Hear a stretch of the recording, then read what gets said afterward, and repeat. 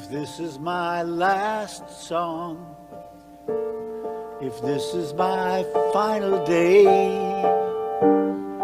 if tomorrow I'll be gone, what do I want to say? If this is my last song, if it's my time to go, when my body's moved on, what will I have to show? No, not fortune or fame, they scatter to the wind. The things that make a name just don't matter in the end. But is the world a little more peaceful? Oceans and skies a little more blue?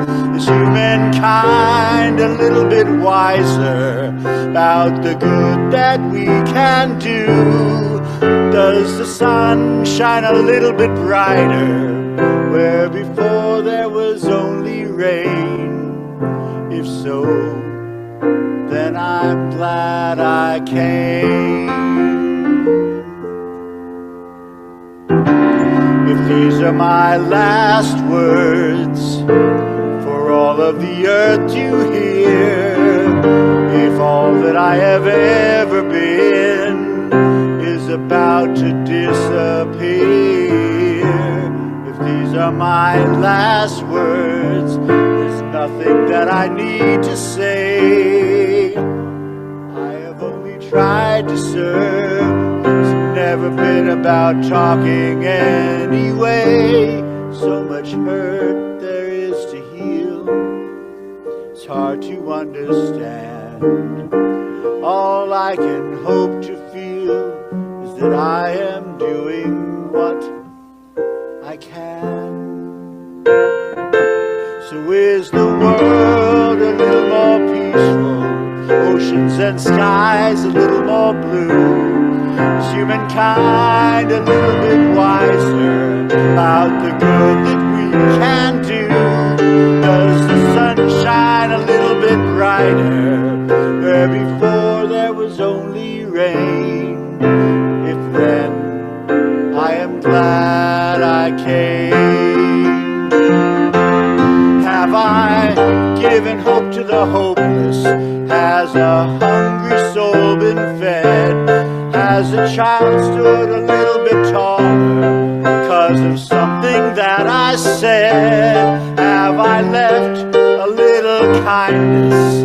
Have I eased a little pain? If so, I'm so glad I came. For that, then I'm glad I came.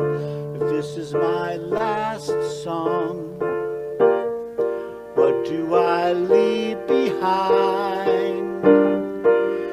What do I pass on if I am out of time?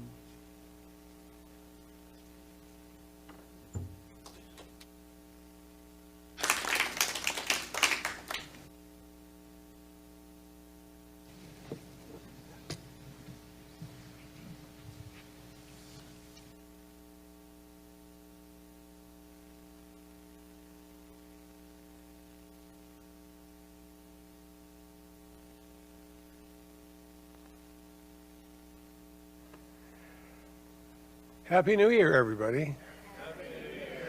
You know, we all made it. But then you have to ask yourself, what the hell is going on? You look at the world, you look at your city, you look at your neighborhood. I don't remember it being this way, but I can't remember what way it used to be.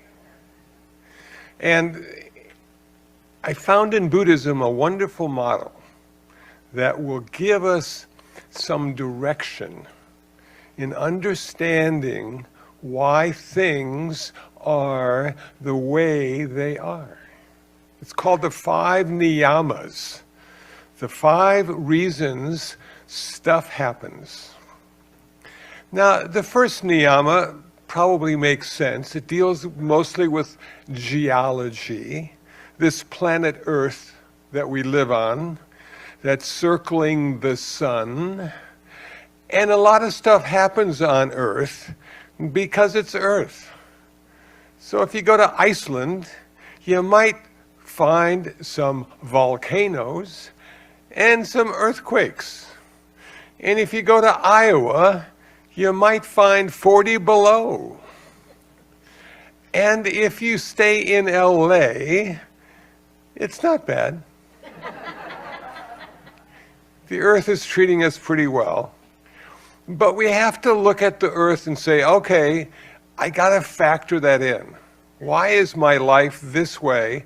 Why is this going on? What can I blame on the Earth? How can I come to a place of acceptance? Now, the second niyama is biology. We are sort of stuck in our biology.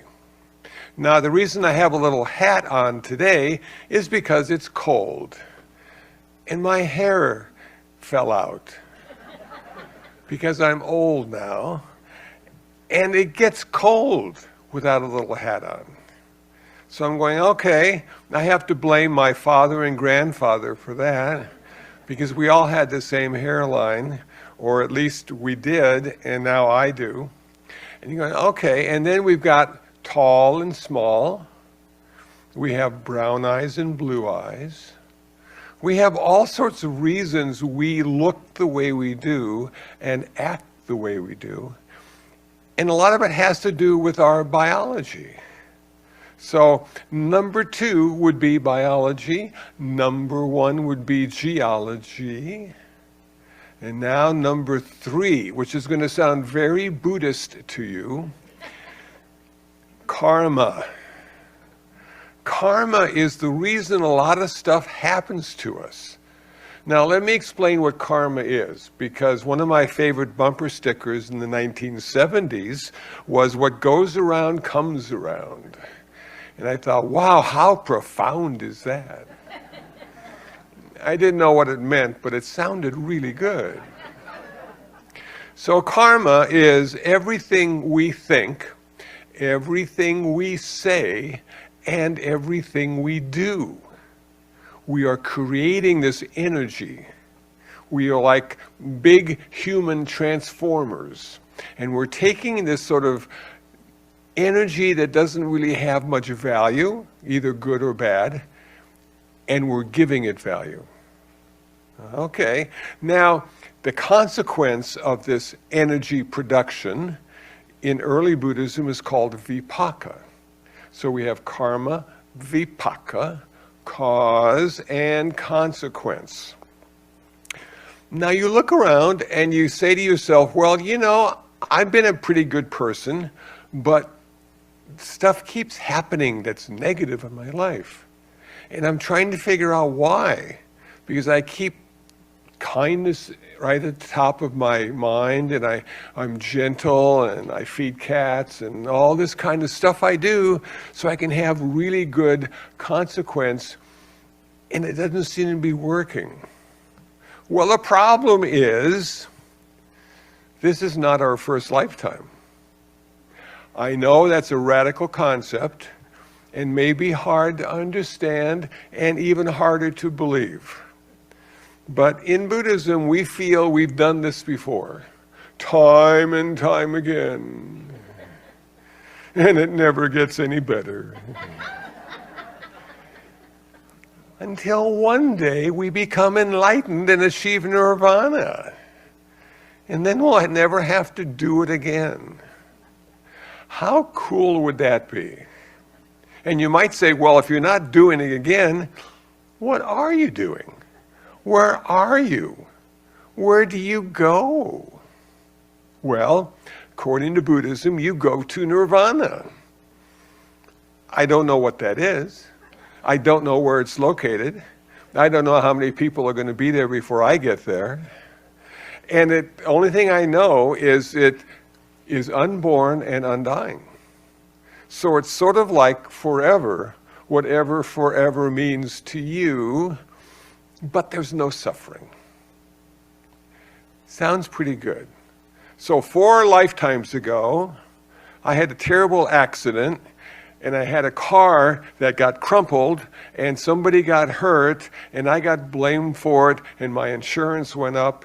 And now in 2024, 4 lifetimes later, I'm paying the dues. I feel the consequences, but I can't think back to it. I can't remember it. I can't recall it. Doesn't quite seem fair, does it?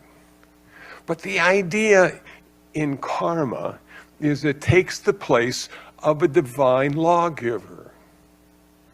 Okay, so we don't have to depend on the law to know whether we're skillful or unskillful. What a Buddhist depends on is suffering. Am I suffering more? I must be unskillful in some way. Either my thought, my speech, or my action. Am I suffering less today? I must be more skillful. I must have good thoughts and good speech.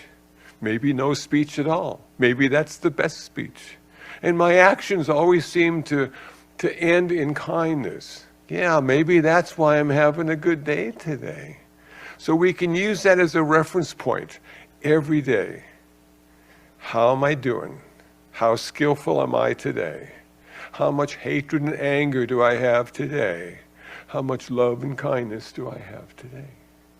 So karma is a big influence, but it's not the only influence. I don't know if you remember, but a couple years ago, there was a giant tsunami in Thailand. And a lot of people got hurt by that. And I remember listening to the radio and heard a Catholic priest said, well, it's God's will. And I went, whoa, man, that's heavy. And then I heard the Buddhist monk say, it's their karma. And I'm going, man, that's heavy. And as it turns out, it's never just one thing. It's a bunch of things all happening together that create what's ever being created. So you can't ever blame that one thing, though it would be so easy and so nice to be able to do that. But it's far too complicated for that. So when I looked at the tsunami, I thought, well, you've got the earth. Hey, there's an earthquake right there. And you got people that actually lived there, were born there, their parents were born there, so it must have something to do with their biology too. And the karma could have happened when they tried to save all the people. So they were creating good karma by saving people from drowning. I'm going, yeah, okay, much more skillful way of looking at that tsunami back in Thailand. Okay, the fourth niyama, the fourth reason stuff happens is the Dharma. Now, if you're not like a Hindu or a Buddhist, the Dharma is going to mean nothing to you. But the Dharma is sort of like the truth, according to Buddhism. It's what Siddhartha Gautama realized and became the Buddha. It's an empirical perspective. It's not scientific. He saw this stuff and he put it all together and he said, yeah, that's the reason. So Dharma, let's talk about Dharma. How about the Four Noble Truths? That's Dharma. How about the Eightfold Path? Oh, that's Dharma. How about meditation and the 44 different kinds of meditation you find in Buddhism? That's Dharma. How about the 7 factors of enlightenment? That's Dharma. It goes on and on and on. There are books and books and books of Dharma. And all these really intellectual types are sitting down reading all this stuff, trying to understand it, trying to give it meaning. And yet, it really doesn't matter at all until you use the Dharma. Just knowing the Dharma is just a bunch of knowledge. Won't even get you a cup of coffee at Starbucks. But when you do what you've read, what you've learned, and put it into practice, you have the opportunity to change the world. And that's what the song was about. Daniel Nahmod, the last song. Listen carefully to the lyrics next time you hear it. It's wonderful. And it's, what have I done in this lifetime to make a difference, to change the course, to make people suffer just a little less? What have I done? And the Dharma is the way a Buddhist helps change the world in a positive, wholesome way to give less suffering and more joy and happiness to those around you. Now, people say to me, why do you feed cats, Kusala? Of all the things you could be doing in the world, you feed a bunch of homeless cats. Well, let me tell you, I have learned so much in feeding those homeless cats. Because number one, they never say thank you. You can give them the best food or the worst food, and they're just happy to eat. So there's sort of its selflessness when it comes to feeding cats. And then after they're through consuming their food, what do? They just walk away. You might see them again in a few hours because they know it's time for dinner. But until then, they're just doing what they do. They're being cats. So not to get attached to the good stuff, not to get attached to all the things you've done to help people or help yourself, but simply just do it and let it go. Don't make a big deal about it. Because you know what? Nobody cares. Unless you're helping them. And then they only care while you're helping them. So just help them and just walk away. Be like the cat. Because there's another day, another situation, another person to help. So now we've got 4 reasons why stuff happens. We have the geology, we have the biology, we have karma, which is the moral aspect, and then we have the Dharma. And finally, the last reason, according to Buddhism, stuff happens, is the mind. The mind. Holy moly. Talk about just the possibilities of the best and the worst. The mind. And it never stops. I don't know if this affects you the way it affects me, but I'm up every morning at 3 o'clock. I don't know why, but apparently my mind has something it wants to share with me. So I sit there and I listen and I'm going, wow, isn't that interesting? 23 years ago, look what I did. And I still can't forgive myself for it. Wow, man. And finally 3:30 rolls around and sleep comes back. And you wake up not remembering anything, but you know the next day, 3 o'clock is going to happen again. And it will be calling you. Do we have to be our thoughts? Can we simply observe them? Can we simply appreciate the complicated mind that we all have, how well educated we are, how we can think about space and inner space, and below the ocean, and on top of the ocean. We think about all these things all the time, and we give them value. This is an important thought. I don't want to lose this thought. Man, I waited my whole life for this thought. Oh no, where did it go? Where did it go? I was hoping it would last longer, so I could use it to make my life simply perfect. And the mind always wants perfection, because that's its job. It wants you to live in a perfect way. It wants you to speak in a perfect way. It wants you to think in a perfect way. I have come to understand that making better does not make perfect. I have come to understand that maybe good enough is my perfect. And I can rest easy knowing I gave some effort, maybe a lot of effort, and this is what happened, and that's fine. But the mind, it keeps edging me on. Kusala, you could do better than that. Come on. What's wrong with you? Didn't you take your vitamins today? What's wrong with you? And I listen to my mind, and I just listen to my mind. And I listen to my mind. And one day it might stop, but I doubt it. One day I might not know the answer to something, and I won't care. That'll be a good day. I can always go to Google. Google can tell me. But maybe after all these years on earth, maybe the best part about life is the mystery, not the knowing. And now with AI, we're going to know even more. How lucky are we?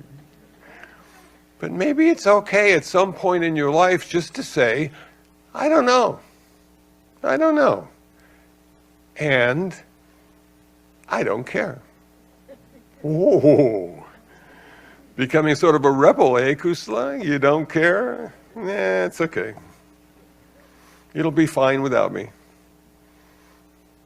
So what does it all mean? That's the thing. What does it all mean? How can we put these 5 niyamas, these 5 causes into a context that gives us the ultimate meaning?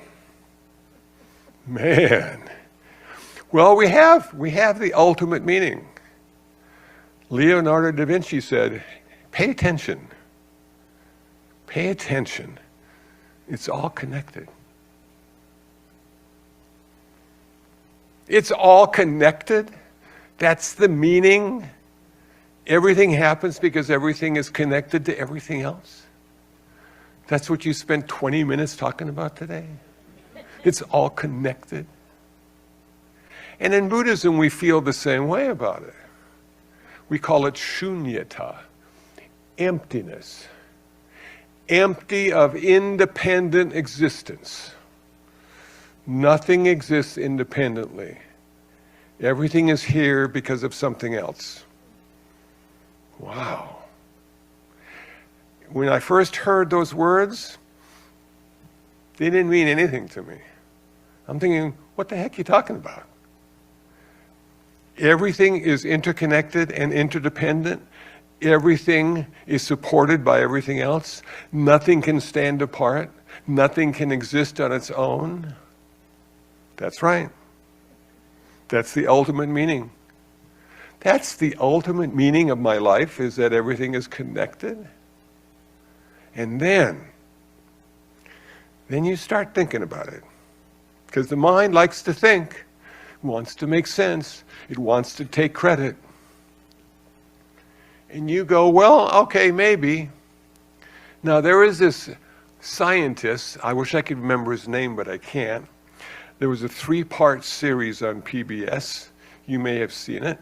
He's a scientist and he's also spiritual. So I was intrigued. Are you kidding me? A spiritual scientist? What kind of spirit does he have? What kind of Buddhist is he?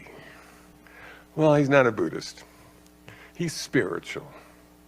And he talks about going to his family house on a lake island. And it was at night. And he's in a boat. And he lays down in the boat and looks at the sky. And in that moment, everything merged. It all came together. He was able to see how all things are interconnected and interdependent. And it transformed him. And he hasn't been the same since. He keeps talking about it. in spite of all the other scientists in the world. He keeps talking about his spiritual insight. So you don't need to be a meditator, you don't need to be a Buddhist, you don't need to be a Hindu, you don't even need to have a boat on the lake. It can happen at any time, where you can go in to this, I'm going to call it enlightenment, and realize how all things are interconnected and interdependent, and from that day forth, you have changed, and you will never be able to look at the world in the same way again, because if there is one person, or dog, or cat, or aquatic mammal who is suffering, there is a part of you that's suffering. You can't turn your head away anymore. You can't put it in the sand. You are interconnected and interdependent with all those suffering beings on this planet, and maybe even beyond the planet. And now you have no rest. Now you're up at 3 a.m, not because your mind wants to talk to you, but how can I make the place better? How can I change the world, like that song talked about? When it's time for me to leave, I feel comfortable that I did the best I could, and that was good enough. And if some people are suffering less because of me being here, fine. It really didn't have much to do with me, though, because we're all connected and we're all in this together. And even though it doesn't feel like we're working towards this, we are. So that's what I came to understand with this great meaning of we're connected. We can't look at any place on this earth and say that's not me. That is me. In all its many manifestations, that's me. So what am I going to do? Well, what I'm going to do right now is play a little song in my harmonica. Because if I play it well enough, I'll be reducing your suffering. And I'll feel good about that. So here we go. Blues in the key of G.